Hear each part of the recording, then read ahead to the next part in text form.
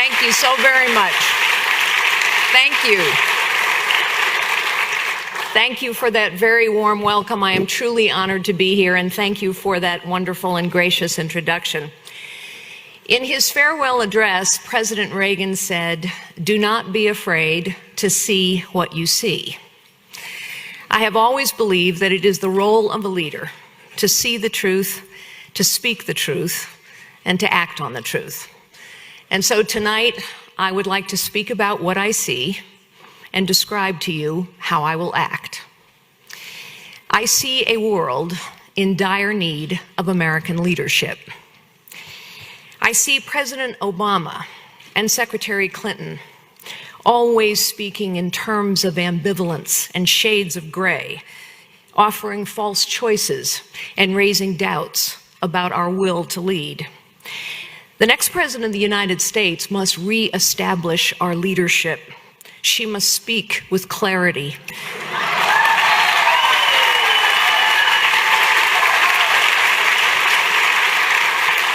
She must accept that some things are black and white, and she must act with courage. She must be prepared to challenge the status quo and change the way things are, both in Washington and around the world. The world is a more tragic and a more dangerous place when America is not leading. Terrorists are on the march. Nearly 45,000 people are driven from their homes every single day. Last week, 4 Marines and a Navy officer were murdered here at home by a radicalized terrorist. Human trafficking is on the rise. Christians are being persecuted. Women are denied the most basic rights. Girls live in fear of being mutilated, raped, or bought and sold as sex slaves. We tweet, "Save our girls." But Boko Haram continues on a murderous rampage of kidnapping, pillaging, and horrors we can barely imagine. President Obama has richly rewarded the bad behavior of Cuba, Russia, Syria, Iran, and China, and Mrs. Clinton has signaled her approval. It is really quite simple. When you reward bad behavior, you get more of it.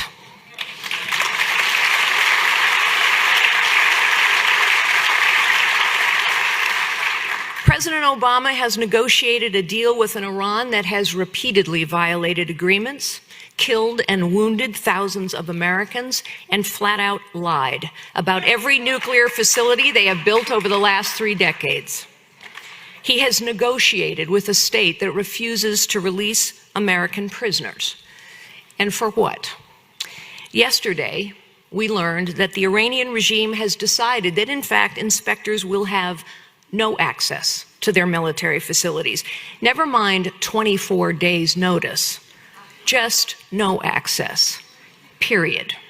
Perhaps this is the content of the secret deal between Iran and the IAEA. Secretary Clinton told us that she would reset our relationship with Russia, a policy that has utterly failed. I have met Vladimir Putin. He craves power. He will not be stopped by a gimmicky red button. Putin's ambition continues to grow unchecked. When President Obama warned Assad not to cross a red line, the truth is Assad took this as an invitation, not an admonition. This administration's blind eye to aggression has become a black eye for America. When we do not stand with our allies, nor confront our adversaries, our friends lose courage and our enemies press forward.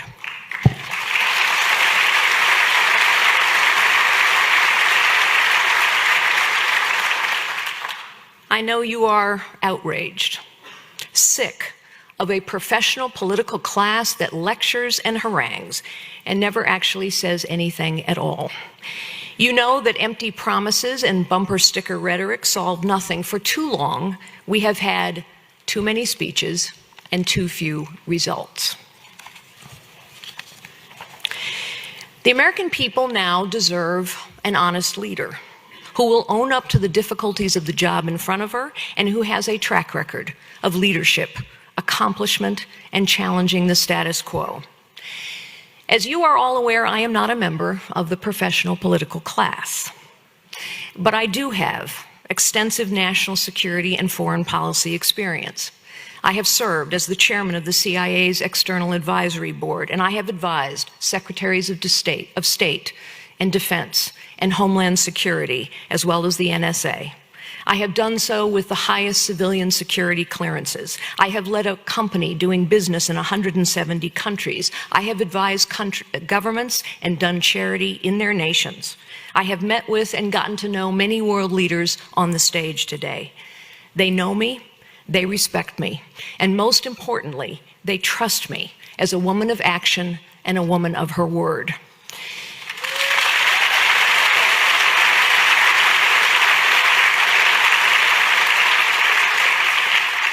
As president, I will not wait until things have reached the crisis level, and I will not shy away from the most important challenges facing our world today. Because without American leadership, we face two choices: regional hegemonies who challenge America, or global chaos. Here's what I will do as Commander-in-Chief. First, we must have the strongest military on the face of the planet, and everyone has to know it.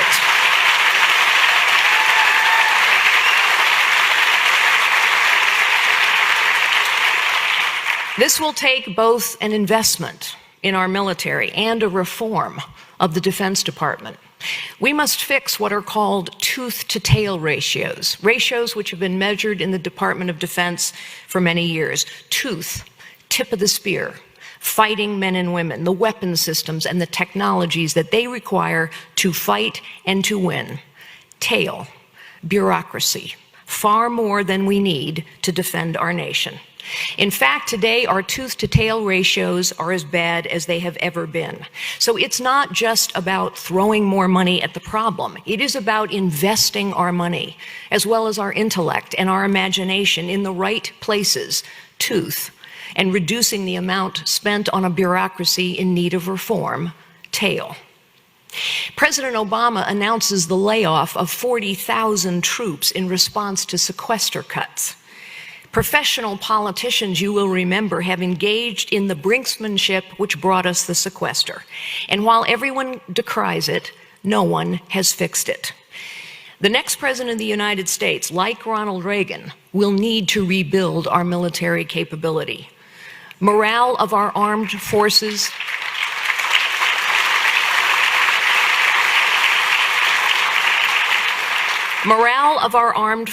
is low. We need a commander-in-chief who will unabashedly celebrate their honor, their courage, and their sacrifice.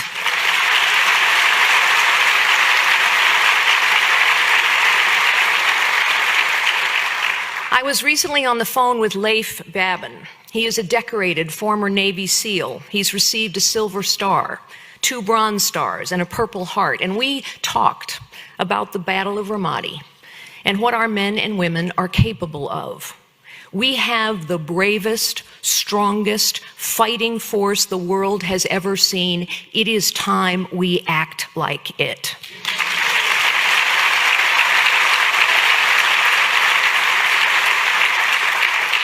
They deserve a commander-in-chief with a strategy for victory over there, and they deserve a government that fulfills its promises when they get home. And so we must care for those who have served us. We need to overhaul the Veterans Administration from top to bottom. It is a stain on our nation's honor. It is a stain on our nation's honor when over 250,000 veterans die before they get the care that they have earned. We haven't heard a lot from the political class in Washington about the VA since it dropped out of the headlines, but I can assure you it is still very much broken. And I will assure you that the political class in Washington that has not fixed it for decades is not going to fix it unless we elect someone who knows how to deal with bureaucracies and who knows how to change them.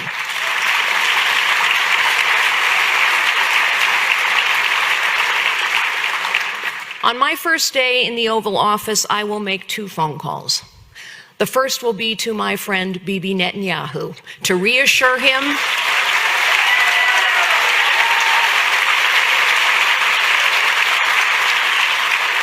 I will reassure him that the United States of America will always stand with the State of Israel.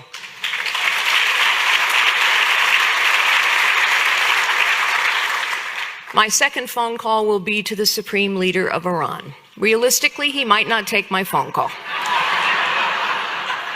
He will get the message, and the message is this: New Deal. Unless and until you are prepared to open every military facility and every nuclear facility to full and unfettered, anytime, anywhere inspections, we will make it as difficult as possible for you to move money around the global financial system.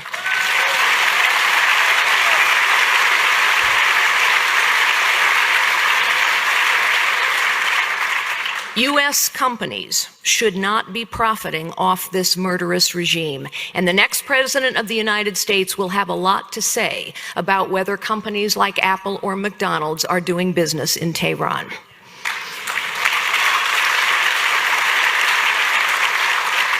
Those two phone calls I will make are important in and of themselves, but they are also signals to every ally and every adversary we have.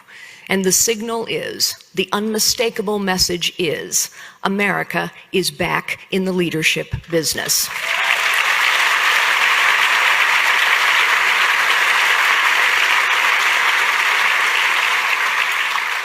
I will not call Vladimir Putin. We have talked way too much to him. But he will get the message. We must rebuild the Sixth Fleet.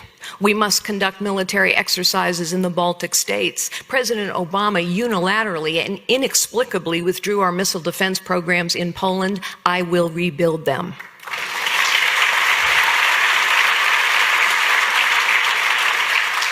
And then there's ISIS. We learn more every day about the atrocities committed by this evil. Christians are being crucified. Children are being used as body shields for jihadi soldiers. Muslims are being killed just because they're the wrong kind of Muslim. Women and girls are subject to systematic rape. In order to defeat ISIS, we must be willing to call it what it is: Islamic extremism.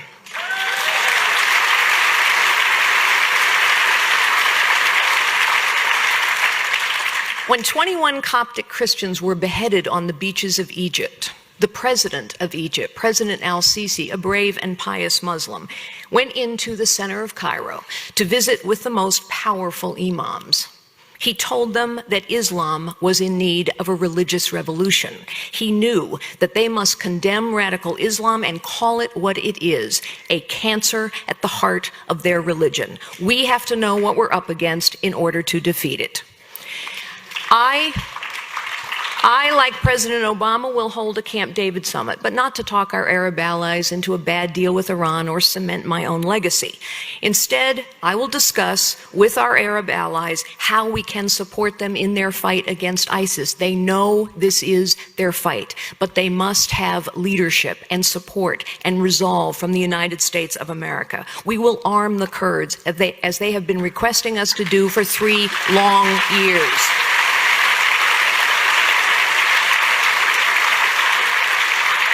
I will provide King Abdullah of Jordan, a fine man I have known for many years, with the bombs and the materiel he has requested, instead of forcing him to turn to the Chinese for help. I will share intelligence with the Egyptians as they have requested. The Kurds, the Jordanians, the Egyptians, the Saudis, all of them are fighting ISIS on the ground as we speak. They know this is their fight, but they must see leadership and resolve and support from the United States of America.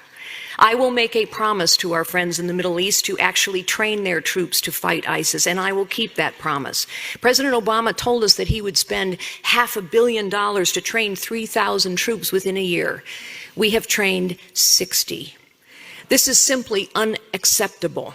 And what do we see now? ISIS is gaining traction. The FBI now tells us they are more dangerous than Al-Qaeda ever was. Secretary Clinton and President Obama declared victory in Iraq in 2011 and withdrew. They watched while ISIS grew, and a growing crisis is now spiraling out of control. Here is another truth that we must see and speak and act upon. China is our rising adversary. The Chinese people have tolerated repression, corruption, pollution, substandard safety in return for economic growth and an escape from poverty. And we, the United States of America, have been an important engine for that growth. This gives us real leverage. We have the ability to impact their economy and to change their calculation. China is using their economic might to rewrite the global order.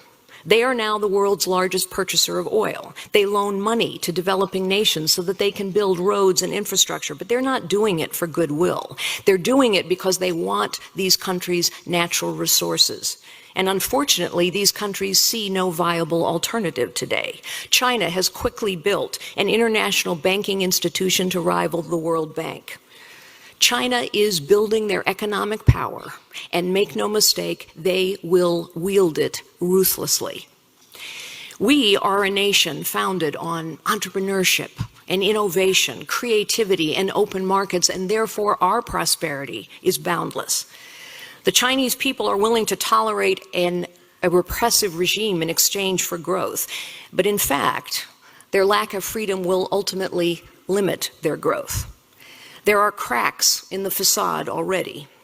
Just a few weeks ago, we saw their stock market in free fall. There was another 8-point plunge in their markets overnight. The Chinese government is trying to prop up these markets, but this is not a lasting solution. Our next president must realize this opportunity and respond with confidence using the tools we have here at home. For example, the Chinese, like the Iranians and the Russians, engage in draconian internet censorship. Just as Ronald Reagan tore down a physical wall, we must now tear down these cyber barriers to the exchange of free information.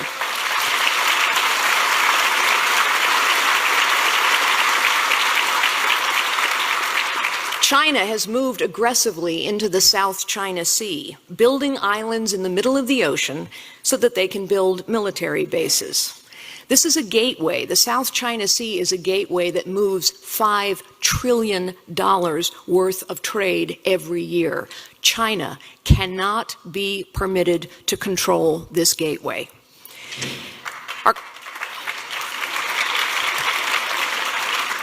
Here is another truth. Our current president largely created this situation. In 2012, President Obama brokered a deal between the Philippines and China to withdraw from a disputed portion of the South China Sea together. China violated that agreement, and we stood by as the Chinese went from testing the waters to jumping all the way in. We must push back against rising Chinese aggression. We should work with the Vietnamese and the Philippines to improve their surveillance capabilities to deter the Chinese. We should conduct military exercises with our Filipino friends. We must tell China, if you declare an air defense identification zone over the South China Sea, we will not recognize it. We will not comply.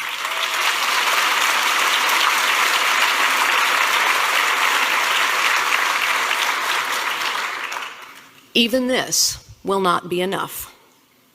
They are working the Chinese hard to develop satellite and other technologies to counter our weapons advantage. They have long worried about our nuclear advantage, and now they are taking this opportunity to quietly build up their own arsenal and erode our position. And so we should help our Australian friends obtain military capabilities that they need and want. We should support the Japanese efforts to expand their forces. We must stand by our allies, because when we stand with them, they will gain the confidence and the courage to push back against those who seek to shift the balance of power. Today, the Chinese steal our intellectual property with impunity, and they engage in state-sponsored cyber terrorism. The Chinese government, as we now know, has stolen the personal information of over 20 million Americans. Now, we have known for over a decade that the Chinese were seeking to infiltrate our networks. We have also known about the vulnerabilities in those networks. And yet, once again, the government bureaucracy was too bloated and inept to act, and the political class was too complacent to stop it.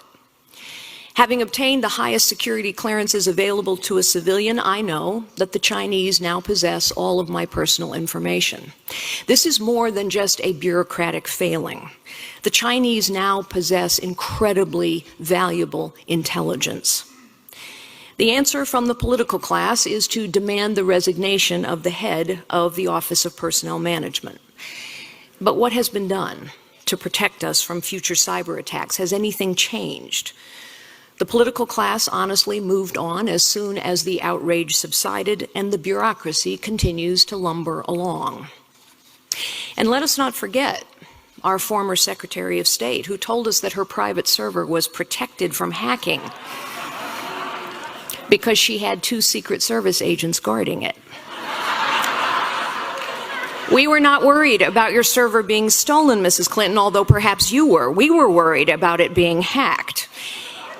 Or worse, being used as a backdoor to hack into the State Department system, which is exactly what appears to have happened at OPM.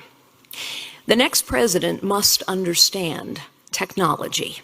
She must understand both how to use it, to harness the power of our citizenry, to engage in the process of their government, to change and challenge bureaucratic status quos, as well as to protect and defend our nation. As Mrs. Clinton now runs for president, she likes to talk about her support for human rights, for women's rights, for democracy. But unfortunately, her actions conflict with her words. During her first trip to Asia as Secretary of State in February of 2009, she told us that we could not let human rights get in the way of our other goals. China responded. They cracked down on American companies, charitable organizations, and free speech. They have thrown Nobel Peace Prize winners in jail.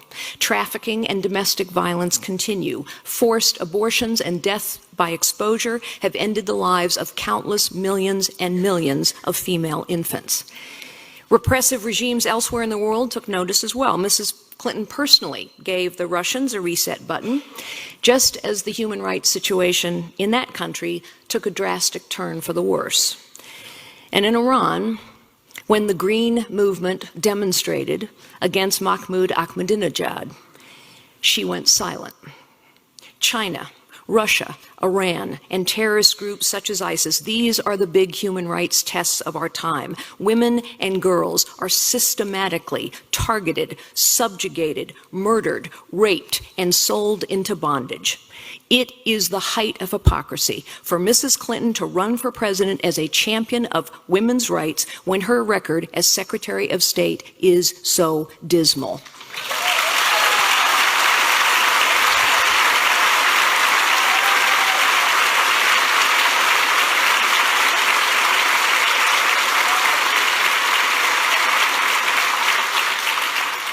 Our ideals are a light that shines in the very darkest corners of the world. And today, without American leadership, we have far too many dark corners. I see our nation at a crossroads. Margaret Thatcher, a woman I admire greatly, once said that she was not content to manage the decline of a great nation. Neither am I.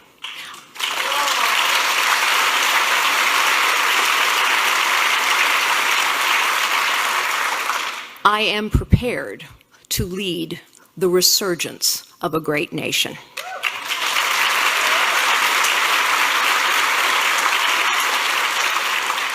I, like all of you, am deeply proud of our extraordinary nation and grateful to be an American. This gratitude and pride is called patriotism. It is one of the greatest things about our country, and our enemies hate it. In 2013, Vladimir Putin wrote in an op-ed to the New York Times that our patriotism is dangerous. Just 2 weeks ago, as we negotiated with Iran, the Supreme Leader denounced Americans as the ultimate embodiment of arrogance. Tyrants know that our patriotism, our principles, and our policies enable us to be a leader on the global stage. Today, Americans sense danger at home and abroad. People all over the world know that the fundamentals of freedom and human dignity are threatened. And when we abandon an ally or embolden an adversary, it reverberates throughout the world, and as we tragically know, these ripples can too easily land on our shores. We need a president who will see and speak and act on the truth. We need a president who knows that some things are black and white, and who will be a clear-eyed advocate for policies formed by principles, not by politics and polls. We need a president who will reassure our allies that we are a friend who can be trusted, and who will show our adversaries that we will not be bullied or intimidated. We must nominate and elect a president who will proudly wear the mantle of leadership that a weary world wants us to wear.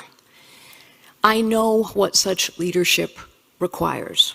I will recognize dangers with eyes wide open, but I will also embrace with open arms the enormous potential of these amazing times.